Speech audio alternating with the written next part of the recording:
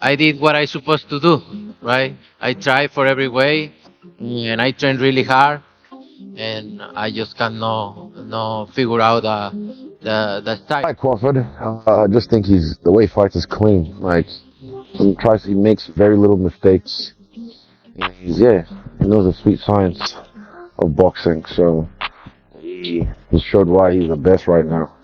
One of the best. I said Crawford is one of my favorites of all times now because of what he just accomplished, what he just did. But Benavidez is too big for him, too fast.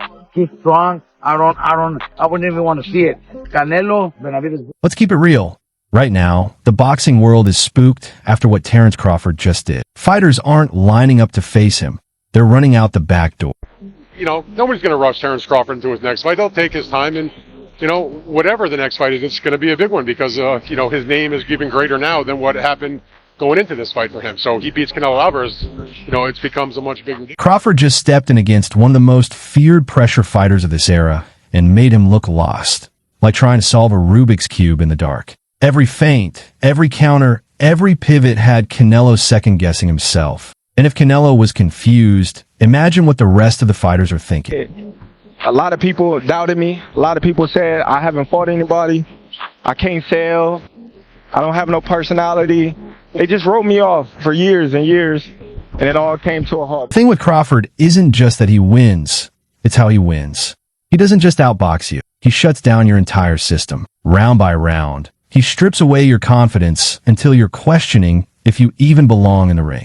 Both of the guys are good. Right. I just think that when you have two guys, smaller guys, a guy that you don't have the punching power, but you have the skills that's necessary. That's why fighters are scared. Bud makes legends look ordinary. And just when people were saying it, Canelo himself stepped up to the mic after the fight and basically confirmed it. We already know. We knew Crawford is a great fighter. And I did what I supposed to do, right? I tried for every way, and I trained really hard, and then he deserved all the credit.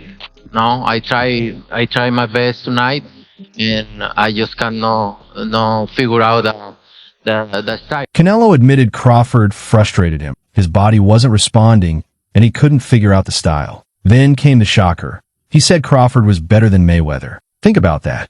Mayweather's name has always been untouchable. Yet Canelo just said Crawford cleared that bar. That's historic. And compare and contrast the fight between yourself and Floyd Mayweather Jr. and tonight's bout with Terence Bud Crawford, if you can. No, I think Crawford is way better than Floyd Mayweather.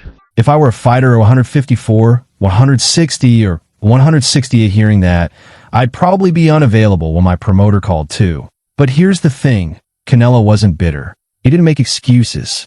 He admitted Crawford gave him every problem possible. That's like turning in a test and writing. The whole exam was the problem. Crawford, but no clean shots, like with all my power. What do you feel like he was doing to neutralize your ability to land your big punches?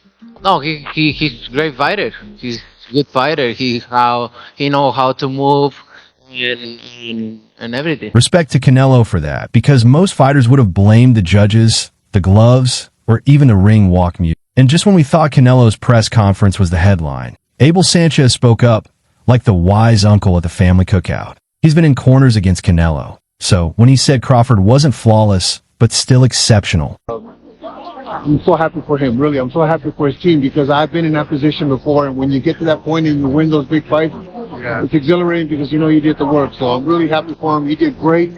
I'm not even going to say that Canelo had a bad night because no matter what Canelo would have showed up, that Terence Crawford would have beat anybody in the ring that night. Yeah. That hits differently. If that performance wasn't flawless, then what do you even want? Crawford moonwalking while landing uppercuts? Still, Abel gave full credit to Bud and Bomac. Most importantly, he said Canelo was the best version of himself that night. Yet Crawford still handled. I would say that was a real prime Canelo. No, man, don't take another win from Crawford. Crawford fought a great fight last night, and Canelo was the best Canelo could be that last night. No, he wasn't flawless. He was exceptional.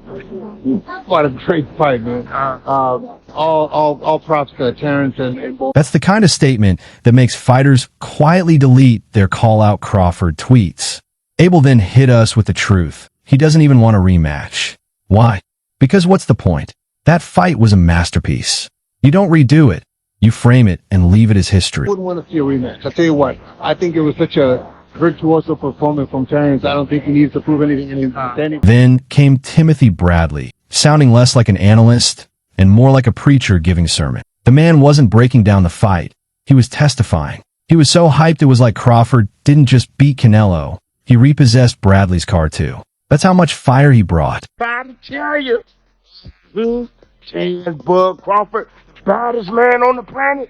Y'all saying no, he too small. Tim, he too small. Man, that was easy. That was easy. That was more easy than I thought. Terence said he was gonna have him crying, and he had him crying when they was walking out. And honestly, I loved it. Bradley gave the raw passion fans feel, but rarely say out loud. He clowned the doubters, demanded apologies, and reminded everyone that when you write greatness, you better put Crawford's name in all caps. It wasn't commentary. It was a sermon with more fire than Canelo's walkout fireworks. All the fans of Canelo, hey, I'm sorry. But at the same time, you came on this channel and you popped off. You keep that same energy in the comment section. And I told you, you're going to come back and remember what you said because you're going to apologize. So come back to the channel. Come to this video and apologize. Yeah, apologize to me and Bud, especially Bud.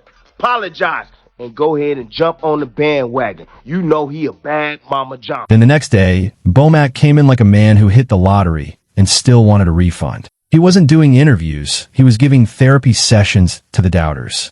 He clowned people, reminded everyone Crawford painted a masterpiece, and shouted, "I told you so," like Oprah giving away cars.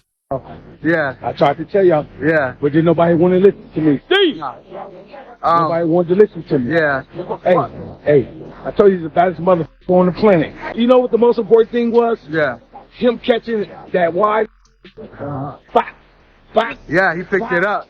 Bomac was so animated it felt like he was about to do stand-up comedy. You could feel the team knew they didn't just want to fight. They shook the whole sport. If you said Crawford was too small, Bomac just turned you into part of his routine. And he wasn't just joking. He was preaching. He told the world to stop doubting, stop hating, and start rewriting the pound-for-pound list. After that performance, you can't argue. Who, Canelo? Yeah, Canelo. But it was like, he's still strong. So like, okay, cool. So keep it tight. Right. And come up the middle on those wide punches. Yeah. And that's what he did. He came up the middle. Yeah. You know what I'm saying? So. Hey. Well, would you put Crawford as far at the top? At the top. Come on. And then came Keith Thurman, dropping a whole TED Talk the next morning. He broke it down for the casuals, calling it exactly what it was, a boxing clinic. Not a brawl, not a slugfest, a straight-up masterclass. And when fighters say clinic, that means someone just got schooled with no retakes. First, he worked behind the jab, people. Boxing 101. Set your shots up behind the jab. Canelo froze up. He was able to minimize the pressure. Step 2, use the ring. Use the ring. Get to the outside. Make Canelo pivot. Make him pivot. Don't let his feet... But Thurman wasn't hyping like a fan. He was teaching like a professor explaining to a class that didn't do the homework. Step 1, jab. Step 2, pivot. Crawford didn't just beat Canelo. He wrote the lesson plan, graded the test, and left a note, "See me after class." That's why Thurman's reaction hit different. Fans can clown around, but he gave the blueprint of why Crawford just made history look routine. Drop your hot takes in the comments, and don't forget to like, share, and subscribe, because boxing just changed forever.